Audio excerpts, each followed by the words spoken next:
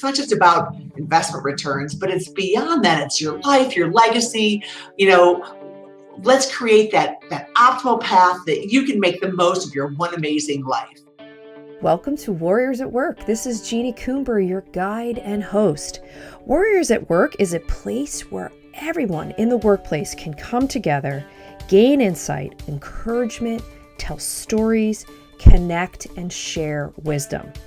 We are a place of like-minded people at different stages of life, all coming together with a shared interest of enlightening and inspiring one another.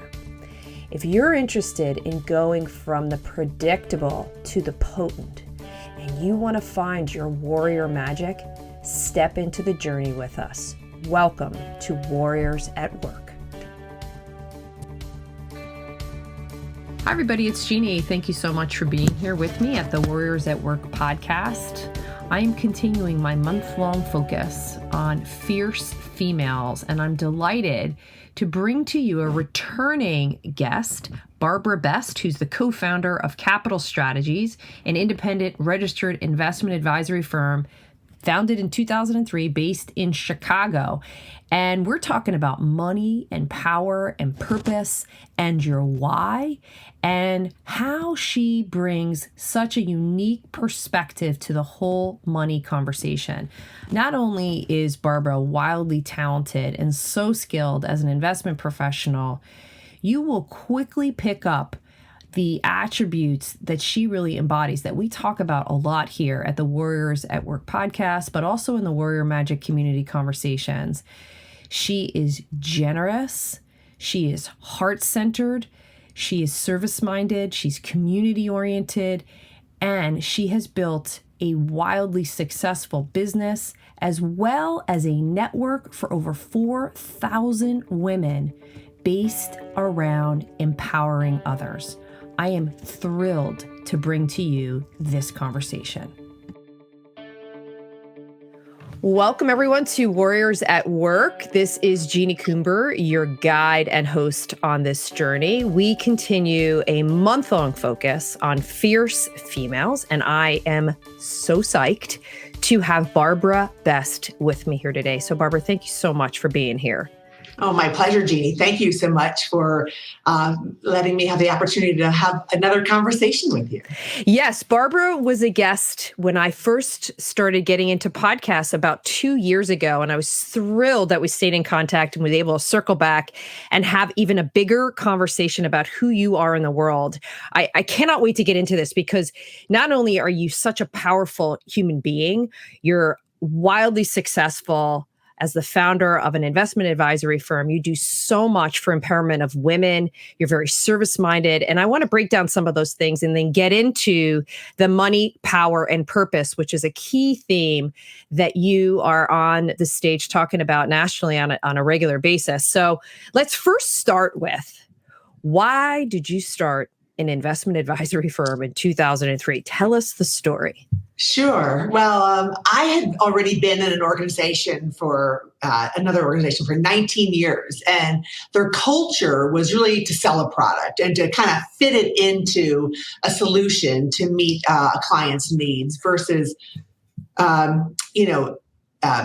identify what's really best for this client and then create that need, I really was tired of selling stuff and not just really talking to somebody to talk about, okay, what is it that you're trying to accomplish? Let's make that happen. And so we also saw, that we wanted to be in an environment that defines success more broadly beyond just investments, right? So obviously your investment performance when you're an investment advisor is super important. But if you take a needs-based versus a product-driven approach, there's so much more to success than purely just the financial and investment outcome. It's not just about picking investments. When we work with organizations, we felt, it's so important to help them really go beyond that to be successful. You have to implement good decision-making processes, better governance, and build a deeper understanding of their why, what's the mission of the money? What are we trying to accomplish? So we get a better sense of the real risks involved. And then we can do a better job actually investing the money, getting better outcomes. And we wanted to create that culture for organizations and then also for individuals and families that we work with, that same holistic lens, like what is it that matters most to you in life? And you're working so hard. It's not just about investment returns, but it's beyond that. It's your life, your legacy.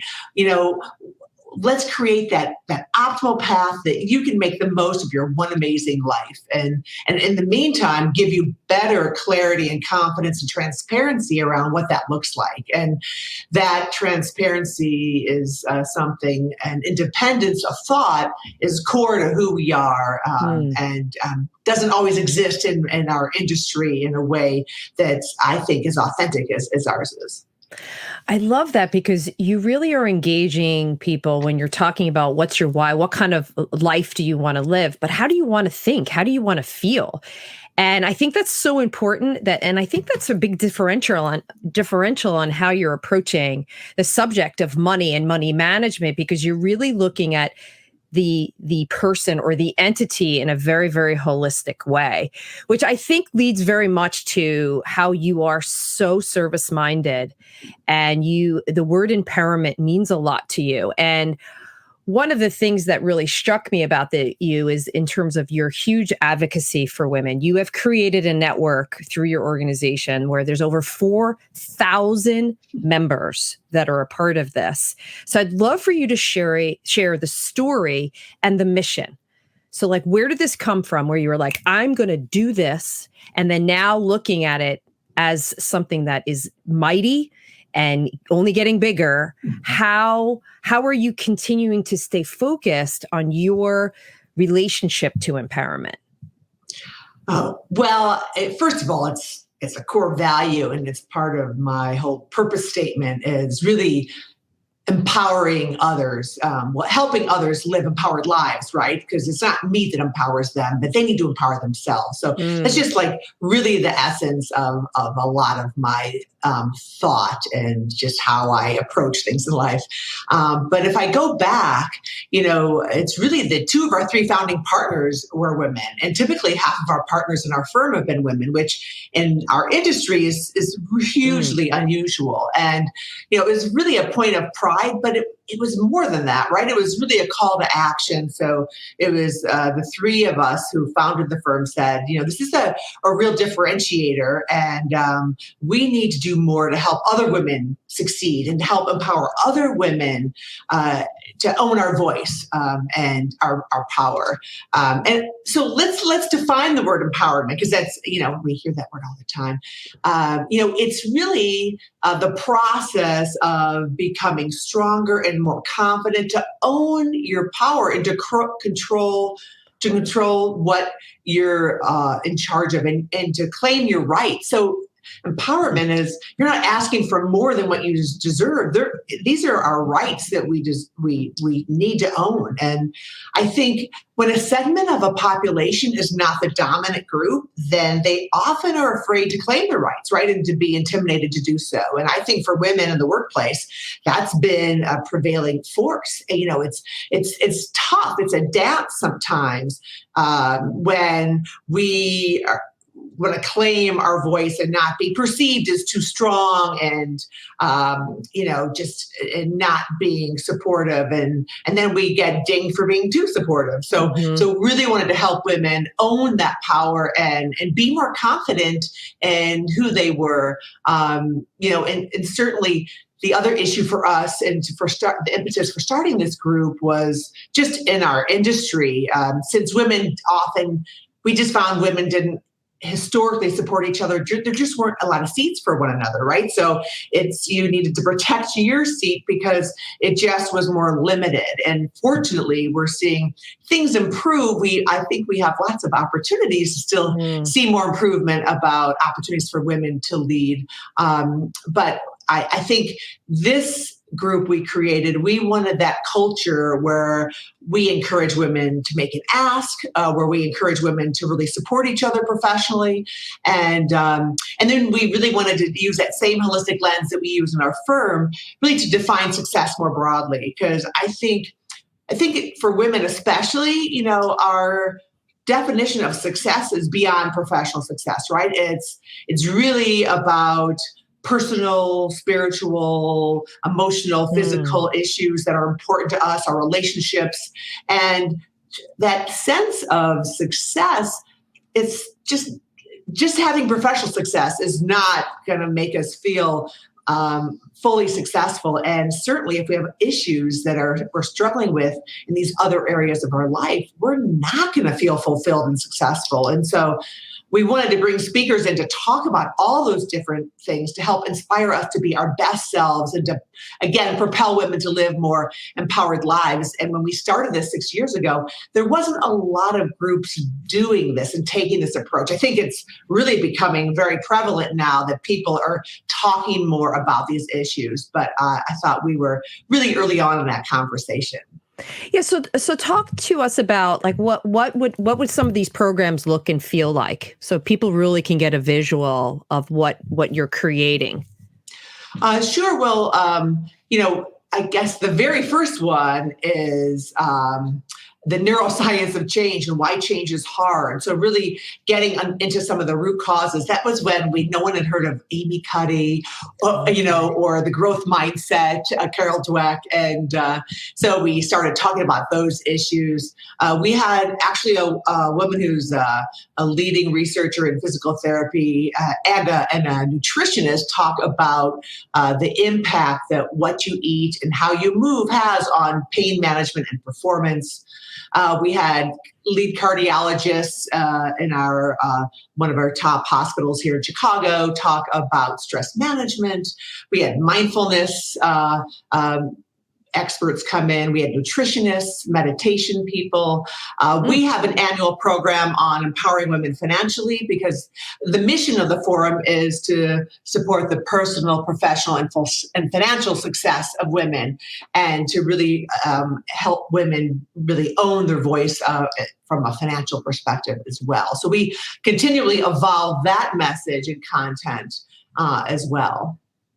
And what's your vision for it? What do you see it becoming?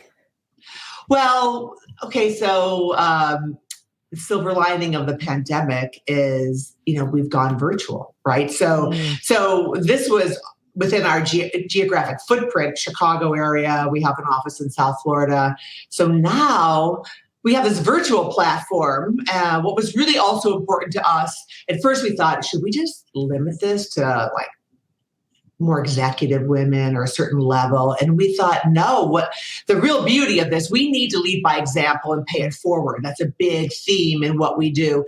And so we have, women in all levels of the organization, from emerging professionals through retired professionals in all industries and all roles in all industries and all functions. So that dynamic has really helped create an element of diversity as well as, racial and ethnic diversity too. So, now we have these programs that are available. We have women dialing in from Europe and Canada and all over the country. And so our vision really is to continue that virtual presence and to continue to evolve that. I think we've been a little frustrated in our pandemic world in that concept of networking has been a little tough. Yeah. So that you get on a Zoom event with 100 people, well, you're not really having those smaller one-on-one wonderful experiences you had at our in-person programs. So now we're mixing in some opportunities to use those breakout rooms and to connect on a smaller basis. But I think what helps us is that we really go deep into help women be more vulnerable when we are together. And I think that helps to create greater connection when we do connect. And so that virtual element will always be really important. We'll get back in person at some level, but I'm just not sure what that looks like yet. Right. I'd love to go back into kind of the becoming of Barbara Best. Where does your service mentality come from? Because I was reflecting on something you'd shared with me, and that the Rotary is honoring you with two other women for Women of the Year because of your service commitment. So I'm just curious, like, take us back. Where does that come from? Were you surrounded by role models who really believed in this? Or is this just something that you feel is innate within you? Well, yeah, it's funny. I listened to our first podcast and we talked about this a bit because it really comes from originally from my mother. We were in service, one of 8 kids, and being of service was just how we lived our lives. I mean, that was what we were told, that our job is to make the most of our talents and to share them with the world. And really, we all are committed to service. And it's also part of I am all about creating community. And I think that just goes hand in hand with creating community. And my core belief, if you put good out, it comes back to you. Yeah. And one of the things that's so interesting about you, you're very clear on who you are, what your powers are in the world, and you're also incredibly generous. Even just when we re-engaged and started having conversations, you took a keen interest in me and my evolution, and you started to share with me this idea of you're being asked to talk a lot about money, power, and purpose. And it didn't surprise me that you were aligning those 3 words. So I'd love for you to share with the listeners what is the genesis behind money, power, and purpose? Like, why those 3 words? What does that mean? And what does that look like? So when somebody brings in Barbara to talk about it, give us a taste of the experience. Sure. Well, as I mentioned, we do this annual program for women on financial empowerment, on financial education. And what's important is whatever our content is relevant to women with very little wealth to more significant wealth, and who are literally in their 20s through their 70s. So we came together, again, the 3 of founding partners, to kind of talk through what themes resonated, and we share values. And so for me, this when we talk through the money, power, and purpose, light bulbs went off for us because I look at it as starting with purpose, right? I believe the essence of happiness and fulfillment is being connected to your purpose and living a life aligned with your purpose. Jeannie, isn't that, what excites you about your work? Oh, 100%. That is so spot on. Right. And if you've been in the past, if you found yourself doing something and the drudgery of working, and it's like, what am I doing and why? Yep. It's like your compass is off, and you're that lack of clarity. So my why, as I mentioned, is really to support and empower people so they can make the most of their one amazing life, whether it's helping their organization fulfill their missions. And then, as I mentioned, to build community in the process. So, and that really is my inspiration. So the program, we just really talked through the value of having a purpose statement, and to help really go through a little exercise of, what would a purpose statement look like or feel like. And, you have to really, you don't have to wait to live your purpose-driven life. Well, in 5 years, I'll be able to do this. I'll have more money and just have more freedom to do that. You can just be miserable. I think some people are really good about just moving forward and knowing it'll work out if they connect with their purpose. And I think helping to give more people that sense of even uncovering how they're living their purpose today, and then maybe how they can continue to get there step by step. I would imagine, too, you're seeing all sorts of behaviors, conditioning, things that we've been taught as we've been brought up as it relates to money. Do you think that our behaviors and our relationship to money can be changed? Yes. I mean, I think change is hard. So it's interesting in our program, when we educate people around money, we don't just explain, well, this is what a stock and a bond is and a mutual fund. It's really understanding our relationship and the emotional response we have with money, because that's what can derail our ability to achieve longer term goals, because of these shorter term decisions that we can make. And a better understanding of that behavior can help you make better choices. Money can be so emotional. It's tied to our identity, our status. I'm really curious what the impact of the pandemic will be, because Jeannie, tell me, when's the last time you thought of buying a luxury item, like a great piece of clothing or a killer handbag or shoes, right? Maybe the pandemic item in if luxury is a Peloton bike instead, but we have this any kind of indulgence. Actually, if that would feel like that, my mind immediately went to, well, that's an indulgence, and there's no time for indulgence right now. That's not logical. Especially as somebody who was constantly commuting. I was in between. So I was passing stores and in places where that was all constantly available. And what I would notice is that when I wasn't working, when I didn't have my head down and I was tied to my schedule, what would make me feel better is if I could buy something for myself or something for someone else. I haven't really done that because I'm like, well, that isn't there. So I have a relationship so that, maybe I don't deserve this because I'm not putting in that level of drive because I'm in a car. I'm still working really hard. It's just that I'm driving my desk right now. It's very, very different. But it's interesting. I never made that connection until you just said that. I haven't done that. I mean, my checkbook loves it because I'm not spending as much, but I don't really have any kind of indulgence. Again, I'm using the word indulgence. It could even just be as simple as, going out and buying myself a coffee outside the house. That could be something super simple. I don't do it.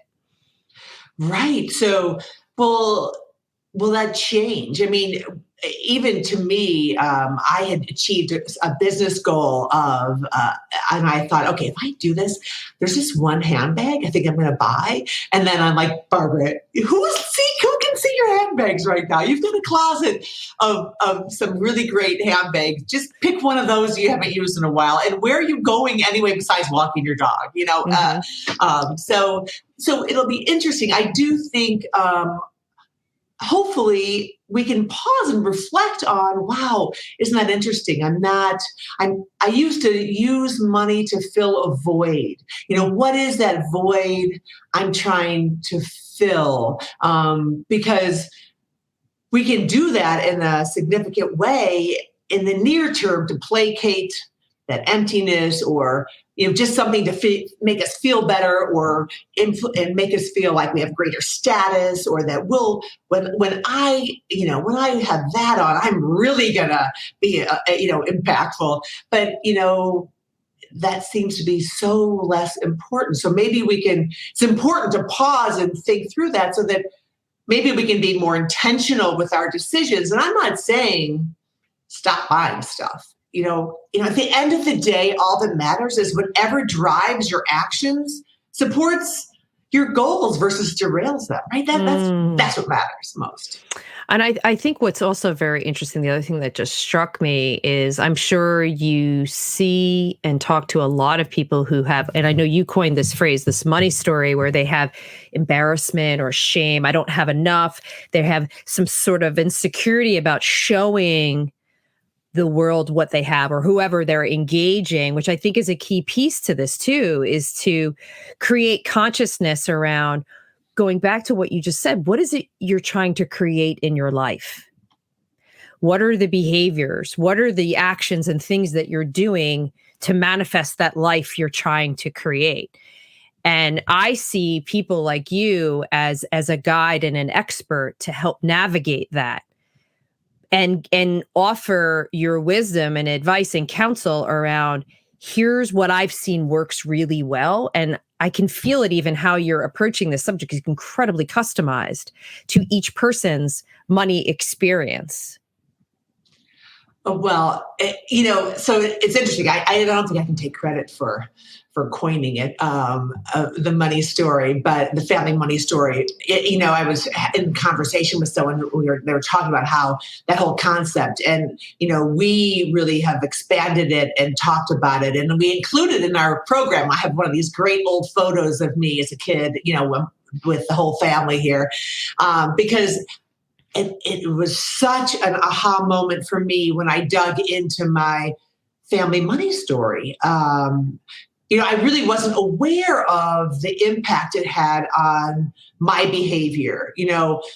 We didn't really have a lot of big needs that weren't being met. Well, emotional needs maybe, but that's a different conversation when you're one of 8.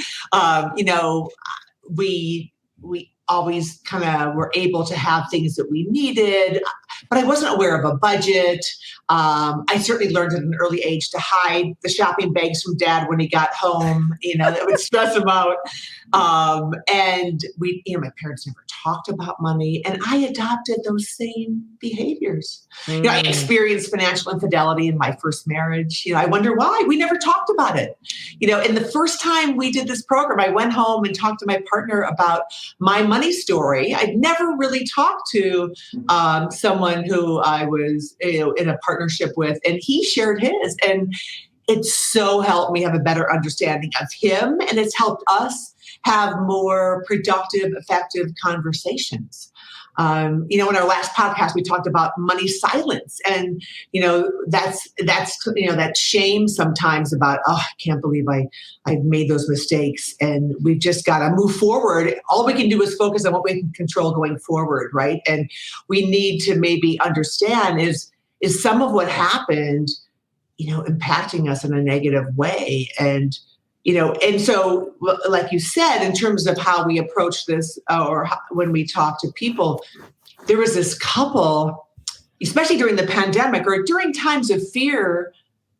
I think sometimes when we're in a tough situation, those really core, old, ingrained messaging and behaviors can come out, right, from early on, because we revert back to some of those old patterns that, again, we consciously might not be aware of. And there was a couple that had come in and they'd had a windfall of money, and they were interviewing a lot of people, and this is pre-pandemic, and they said, we really want to work with you because of the approach that you take, and I was really excited about that. And then I couldn't reach them during the pandemic. Like, the husband wouldn't return my call. I'm like, they must have just picked one of the other folks, darn it.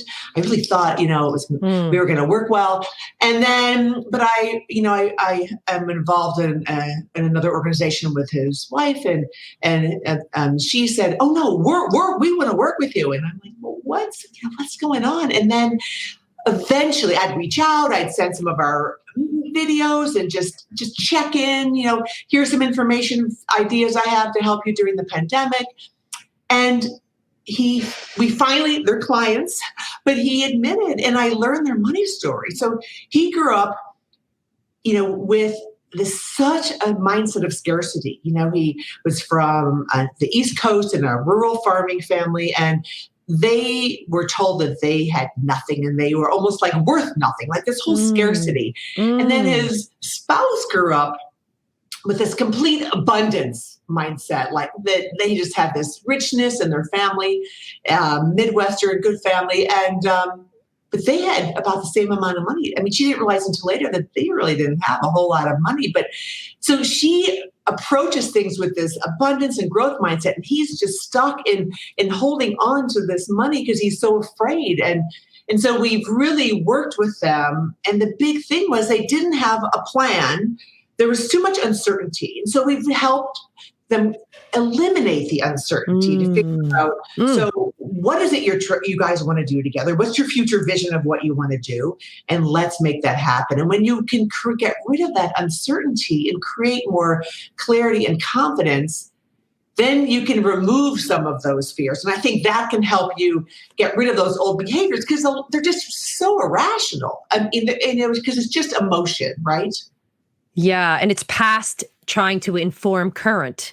Yes. And that isn't always true. We'll create a whole narrative around that. And I think what you just said, I have to believe so many people that are watching and listening that might be in the middle of their own sort of financial challenge right now, whether you're a business owner or you're an executive responsible for a P&L, or you're just an individual person who's looking at their finances, given the last year that we've just gone through.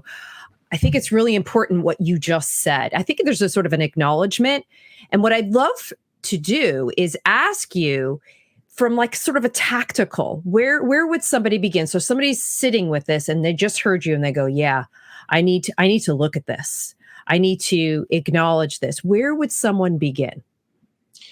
Well, I think I think you need to have really a financial and a life plan. I mean, I think that's really some of that uncertainty stems. I mean, you must find it in your coaching business that sometimes people, they're in transition or they're not sure what's next. And it's like, I have one more in me. I'm not sure. I think sometimes people, they have an impression of, oh, I'm not where I need to be financially, but they're really just not sure what that is. So if you take a step back and the whole planning process, I mean, even if you have a lot of wealth, you still need to figure out what's maybe more your legacy planning, because you have a lot of capacity, but some type of plan helps you at least create some direction of how to use those resources more effectively, right? But in the financial planning process, that process is really like, okay, what is my future vision of my life? What do I want to do? Like, I'm working so hard. I have these dreams. I've got this one life. How do I make it amazing? So let's talk about that vision, whether it's with an individual or a couple, to kind of talk through that. And then we talk about, so let's look at what you've done so far, what you've built, and we've got what you're trying to accomplish. And so how do we bring those paths together financially and in terms of also in your life experience? And we literally can make the numbers match what you want to accomplish. And then we can help you see, is there a gap? I mean, we really believe we create these guardrails, right? What's your dream? What's your insane dream? And then what are you willing to live with? And what are those guardrails? And like, would you rather have more money or would you rather work a few more years? Like, what are those trade-offs? If you need to think about that, you might not have to. And then once we've got that kind of, okay, based on, this planning software and these tools we have, this is the path, this is what we need to do. Let's do it together. And then we help hold them accountable, because, everyone can have great intentions about, I can do this. And then, you get derailed a little. So we monitor, like, okay, are we still on track? Or we still have enough probability of success? Are we on track to make this happen? And they can see from, as we monitor the plan, yep, still on track, even when there's gyrations in the market, which can, again, have you make some decisions to jump out of the market because I don't want to lose any more money. But, that can derail your success because no one can time the market, right? So all that matters at the end of the day, really, are we on track? Are we still within the guardrails? And then they hold us accountable for how we're supporting them, and we hold them accountable. So it's just this kind of marriage of accountability. I think that's key. You're almost like a Sherpa. We're going to get up the summit and I'm going to guide you, or like a shepherd. Okay, remember we said we were going to do this. Let's go back over here. I love that. I was getting this vision like somebody trying to climb a mountain. I love that. What I'd love to do is let's talk about you as an individual. One of the things that I always like to do is to get more into the personal experience of all of the guests here. And obviously a big thing that I talk about is this notion of we're all on our own journey. We all have things we're working on. We all have struggles. So when you think about your life, and maybe you can think about it through the lens of the last year, or you want to zoom out over your whole kind of experience, what is your warrior journey? What are you looking to create more of? And what are you still struggling with? Oh, my warrior journey, and we've talked about this a little here already, is really to build authentic and supportive communities. Really, you know, because we all deserve to experience joy in life, right? And we need to make the most we can with this amazing life that we have, and really kind of that whole carpe diem mindset, right? And I think this past year has been a catalyst for me. I mentioned before, I'm a big silver lining person. This pandemic's been filled with a lot of them. The virtual expansion of the Women's Forum, really taking what we were doing in local markets and really building it out and opening it to women really globally.